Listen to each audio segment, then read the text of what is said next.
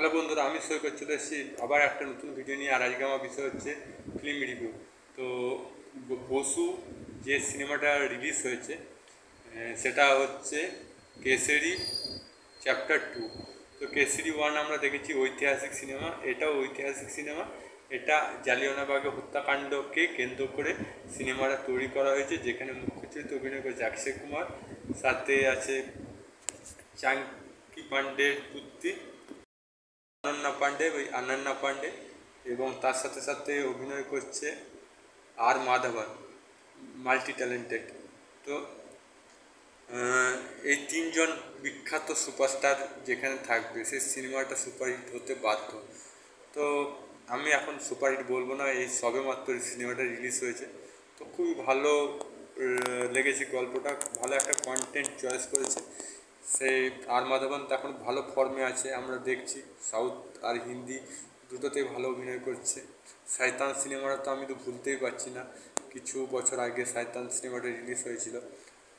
তো সেটা বাদ দিচ্ছি, আসল ঘটনা বলছি যে জালিয়ানওয়ালাবাগ হত্যাকাণ্ড হয়েছিল এবং সেখানে অনেক অসহায় মানুষ মৃত্যুবরণ করে, এবং ইংরেজরা অনেক মানুষ অসহায় মানুষকে অত্যাচার করেছে এবং তাদেরকে মেরে দিয়েছে বিনা কারণে। এবং সেটার প্রতিবাদে অক্ষয় কুমার কোর্টে লড়াই করে, এবং লড়াই করার জন্য তার সাথে সাথ দেয় অনন্যা পান্ডে। আমি খুবই অবাক হয়ে গেছি যে অনন্যা পান্ডে এত সুন্দর অভিনয় করেছে, মানে পুরো অবাক। সাথে সাথে কিছু কিছু শব্দ পাঞ্জাবিতে ভাষায় কথা বলেছে। তো অনন্যা পান্ডে অনেক খেটেছে, আগে যে অভিনয় করতে তার চেয়ে অনেক বেটার অভিনয় করছে। ভবিষ্যতে আশা করি আরও ভালো অভিনেত্রী হবে, চাঙ্কি পান্ডের চেয়েও নাম করা হবে। তাছাড়া আর মাধবন যতটা প্রশংসা করবো ততটাই কম হবে, খুবই সুন্দর অভিনয় করেছে। তিনি হাফ ইন্ডিয়ান হাফ ইংরেজের অভিনয় করেছেন। কুমার বিপক্ষে তিনি একজন লয়ার লড়াই করবেন অক্ষয় কুমারের বিপক্ষে। এবার আমার যে যে জিনিসগুলো প্লাস পয়েন্ট লেগেছে সেগুলোর মধ্যে হচ্ছে বাথরুমে পেচ্ছাপ করার সিনটা খুব মানে আশ্চর্যজনক লেগেছে, খুব ভালো লেগেছে। যেখানে ইন্ডিয়ানদের ওয়াশরুম অ্যালাউ নেই বা ইন্ডিয়ানদের ঢুকতে মানা আছে, সেখানে গিয়ে সে বাথরুমে পেচ্ছাপ করে, সে সিনটা একটা অন্য ধরনের লেগেছে।